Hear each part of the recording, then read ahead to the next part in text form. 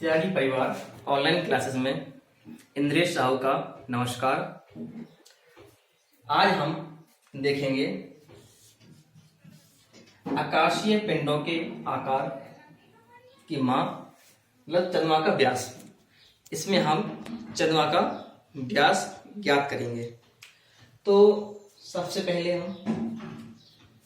हमने ये चित्र बनाया।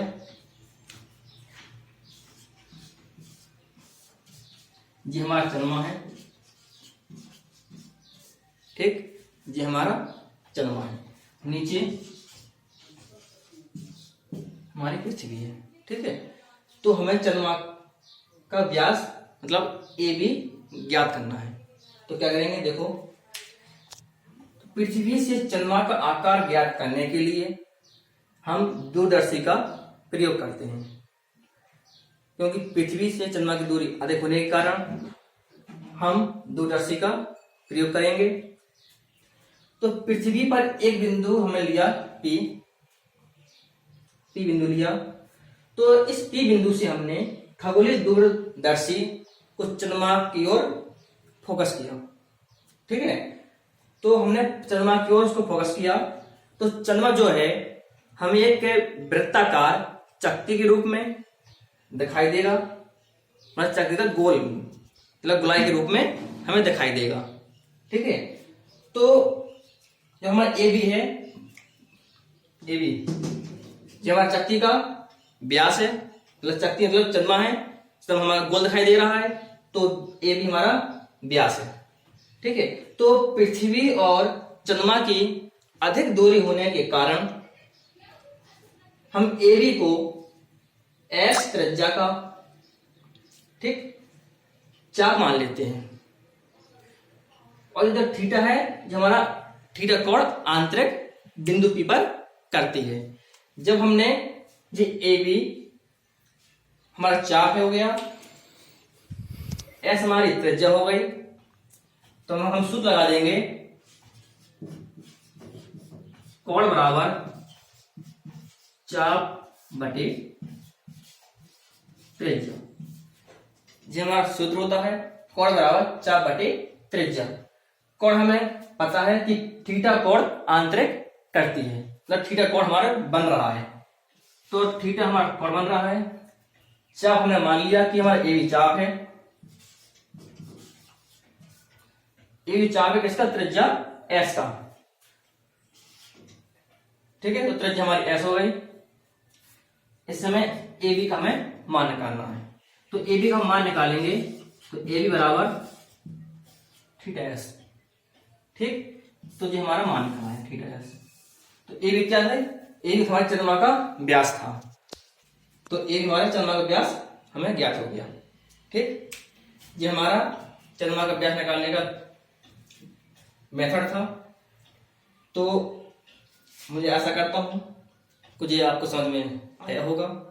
अब हम आगे पढ़ेंगे अवोगाद्रो संख्या के अनुसार त्रिज्या का निर्धारण, ठीक। अब हम पढ़ेंगे अवोगाद्रो परिकल्पना के उपयोग से परमाणु की त्रिज्या ज्ञात करना। अभी तक हमने आपको बताया था कि लंबाई के मापन में कि दूरियां ज्ञात करना, छोटी दूरी और बड़ी दूरियां हमने बताई थी। और अभी हमने बताया था कि आपको चंद्रमा की व्यास ज्ञात करना, बताया था। जब क्या है, बहुत बड़ी दूरी थी, तो दूरी से हमने उसका व्यास बताया। अब हम हम अब चर्चा कर रहे हैं कि परमाणु की त्रिज्या ज्ञात करना। जो हमारा बहुत ही छोटा परमाणु है, परमाणु होता है बहुत छोटे आकार का होता है, तो हम उस छोटे आकार की हम त्रिज्या ज्ञात करेंगे। तो त्रिज्या किस प्रकार से ज्ञात करेंगे वो हम आपको समझा रहे हैं कि परमाणु हमारा बहुत ही छोटा कण है, जो पदार्थ में परमाणु जो होते हैं वो प्रबल आकर्षण बल द्वारा बंधे होते हैं। जैसे ये हमारा पूरा पदार्थ है, इस पदार्थ में ये हमारे परमाणु हैं, ठीक है। ये हमारे क्या है, परमाणु है। तो ये परमाणु हमारे प्रबल आकर्षण बल द्वारा आपस में बंधे हुए हैं। तो ये हमारे आपस में बंधे हुए हैं, तो हमें इस परमाणु मतलब एक परमाणु की हमें त्रिज्या ज्ञात करनी है। तो एवोगाद्रो के अनुसार 1 ग्राम परमाणु में 6.023 गुणे 10⁻23 परमाणु होते हैं। ठीक है, मतलब एवोगाद्रो ने बताया है कि यदि हम 1 ग्राम परमाणु 1 ग्राम क्या लें पदार्थ लें, तो उस मतलब इससे हमने 1 ग्राम हमने इसका टुकड़ा ले लिया पदार्थ का, तो इस 1 ग्राम पदार्थ में जो हमारे परमाणु है वो 6.03 गुणे 10⁻23 है, जो हमारे एवोगाद्रो ने बताया। तो जो हमारे 1 ग्राम परमाणु 1 ग्राम जब हमने पदार्थ लिया तो हमारे परमाणु की संख्या कितनी हुई, तो जो हमारे पदार्थ का लगभग कितना स्थान घेरती है, 2/3 आयतन घेरती है। ठीक है, तो जो हमारा हमने बताया कि जो पदार्थ का लगभग 2/3 आयतन घेरती है।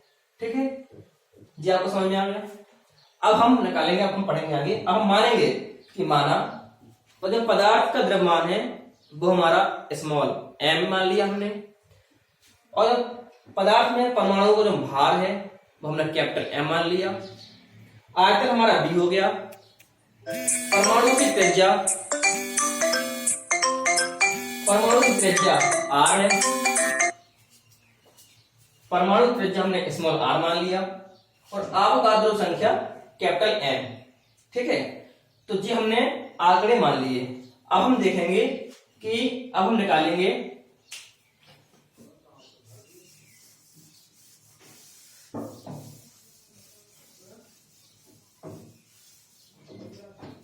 कि 1 ग्राम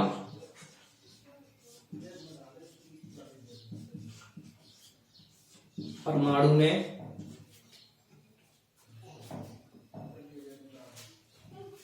सॉरी 1 ग्राम पदार्थ में परमाणुओं की संख्या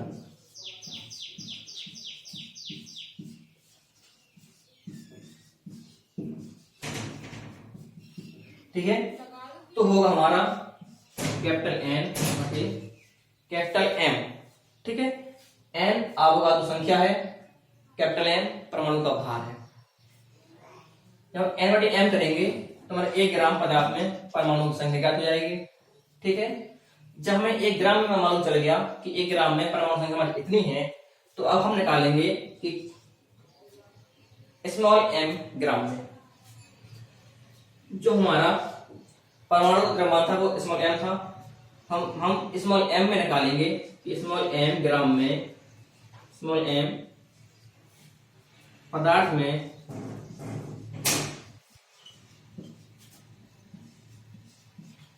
परमाणुओं की संख्या।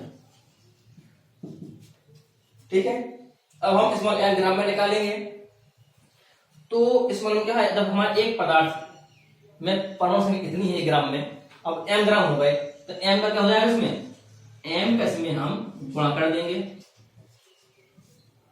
तो हमारा ये m ग्राम पदार्थ में परमाणु संख्या ज्ञात हो गई। मतलब पूरे पदार्थ का कि पूरे पदार्थ में हमारे कितने परमाणु उपस्थित हैं। ठीक है, जब हमारे इतने पदार्थ परमाणु उपस्थित हो गए तो हमने आपको बताया था कि जो चूंकि अब हमारी संख्या ज्ञात हो गई। ठीक है, अब निकालेंगे सभी पदार्थ में, मतलब पदार्थ में सभी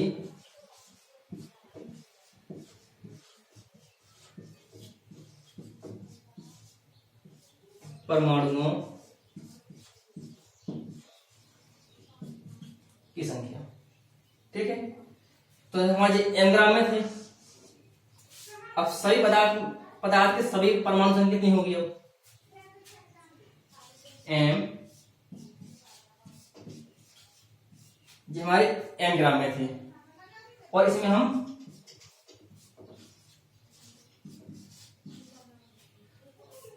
आयतन का गुणा कर देंगे। ठीक है, जब इस आयतन का हम गुणा करेंगे तो हमारे पूरे पदार्थ में परमाणु संख्या ज्ञात हो गई कि पूरे पदार्थ में परमाणु संख्या हमारी इतनी है। ठीक है, फिर चौकी लेंगे। अगर आंक हमने बताया था कि जब हमारे 1 ग्राम में अणु इतने परमाणु थे तो उसमें हमारा आयतन कितना हमारा घेर रहा था, 2/3 आयतन घेर रहा था। तो लिखेंगे पदार्थ में 2/3 आयतन घेरती है। ठीक है, ये हमने अब आपको आंक बताया था कि पदार्थ में 2/3 आयतन घेरती है। ठीक है,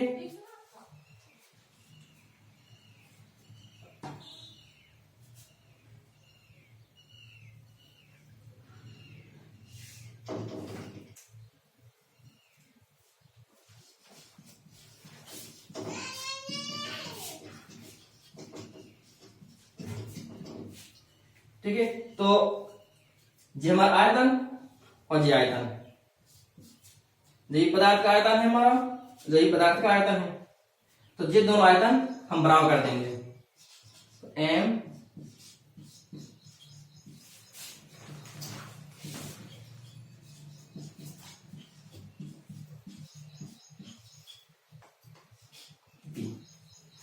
ठीक,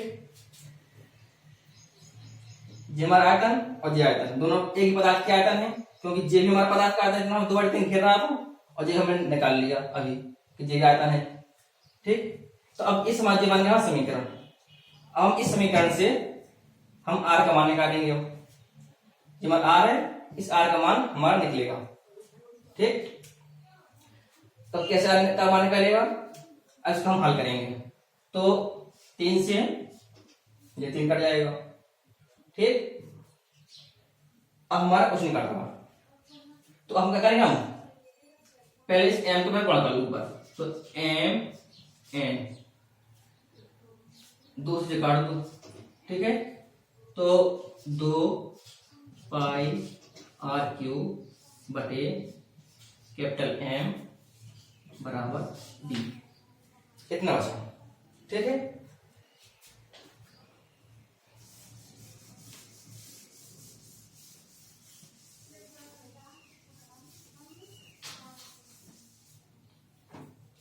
अब इसका कार्य करेंगे, कैंची वहां करेंगे। ठीक है, तो हमारे निकलेगा 2 स्मॉल m कैपिटल M पाई r क्यूब बराबर कैपिटल M और कैपिटल B। ठीक है, अब हमें r क्यूब का हमें मान निकालना है। तो जिस पूरी संख्या आ जाएगी बटे में, क्योंकि जितना में है गुणा में है। ठीक, तो capital M capital N and V है B 2m कैपिटल N पाई। ठीक, ये हमारा r क्यूब का मान निकल आया।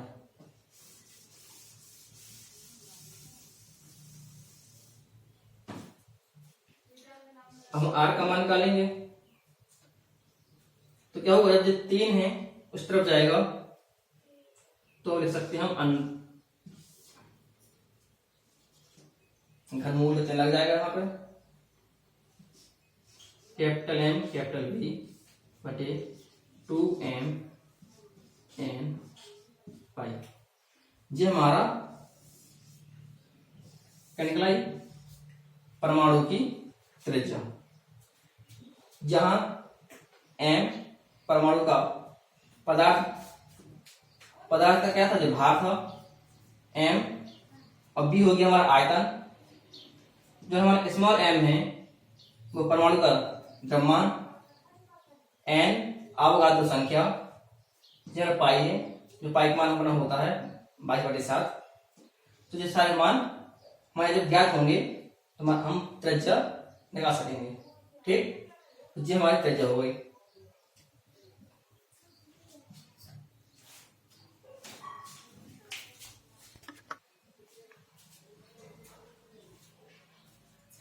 अब हम पढ़ेंगे द्रव्यमान का मापन। अभी तक हमने पढ़ा था लंबाई का मापन। अब पढ़ेंगे द्रव्यमान का मापन कि द्रव्यमान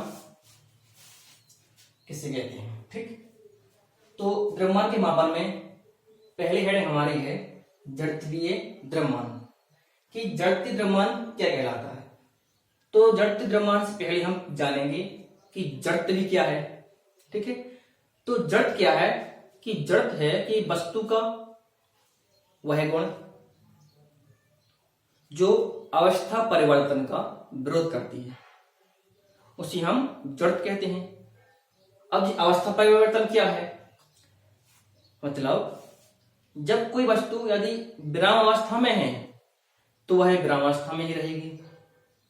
यदि कोई वस्तु एक समान वेग से गतिमान अवस्था में है तो वह गतिमान ही रहेगी, जब तक कि उसमें कोई बाह्य बल न लगा दिया जाए।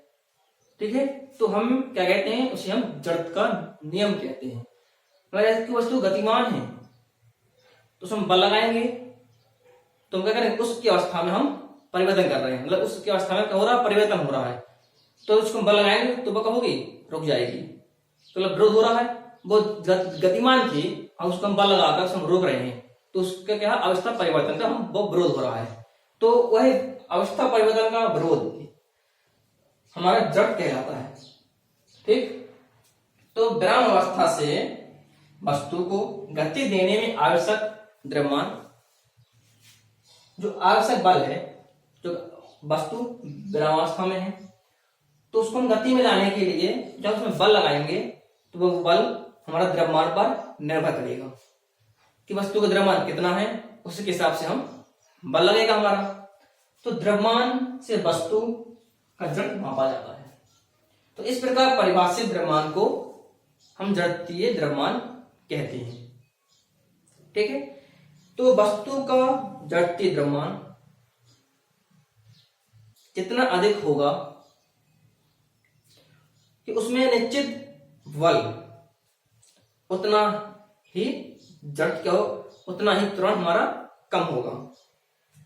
मतलब कहने का है कि वस्तु का द्रव्यमान, जो वस्तु का जड़त्वीय द्रव्यमान अपन उसको अधिक करेंगे, जब जड़त्वीय द्रव्यमान अधिक होगा तो निश्चित बल, तो वस्तु को बल निश्चित बल द्वारा उतना ही त्वरण क्या होगा, हमारा कम उत्पन्न होगा। इस प्रकार से कम होगा हमारा त्वरण कि हमारा होता है कि F बराबर m इंटू ए। ठीक है, तो m बराबर हो जाएगा हमारा F बटे ए। ठीक है, जहां हम कहेंगे कि निश्चित बल है, बल क्या है हमारा निश्चित है, तो बल को हम हटा देंगे। जब हम बल को हटाएंगे तो हमारा अनुक्रमणवादी का चिन्ह आएगा, तो हमारा होगा m अनुक्रमवादी होगा 1/1। इसका मतलब यह जब हमारा द्रव्यमान अधिक होगा तो हमारा क्या त्वरण कम होगा। हमने अभी यही तो बताया था कि वस्तु का जड़त्वीय द्रव्यमान जितना अधिक होगा तो एक निश्चित बल द्वारा उतना ही त्वरण कम उत्पन्न होगा। ठीक है, इसी प्रकार से हमने बताया था। हमारा हो गया जड़त्वीय द्रव्यमान। आज हम मान लें कि किन्हीं दो पिंड दिए गए हैं, कि किन्हीं दो पिंड द्वारा एक ही बल लगाकर, बल क्या समान बल लगेगा दोनों पिंडों में, तो हमारा एक पिंड का द्रव्यमान m1 है और दूसरे पिंड का द्रव्यमान m2 है, तो उसमें उत्पन्न त्वरण क्या होगा, a1 और a2 हमारा उत्पन्न होगा बल। तो जो क्या हमारे एक दूसरे के व्युत्क्रमानुपाती है, हमने भी बताया था कि m अनुक्रमणुपाती 1/1 है। तो हमारा क्या बनेगा इसका सूत्र कि m1 बटा m2 बराबर होगा a2 बटे a1 की। ठीक, आया समझ में। जब हमारे दो पिंड दिए गए हो तो हमारा ये सूत्र बनेगा। ठीक है, तो ये हमारा जड़त्वीय द्रव्यमान खत्म हो गया। अब हम पढ़ेंगे वृत्तीय द्रव्यमान।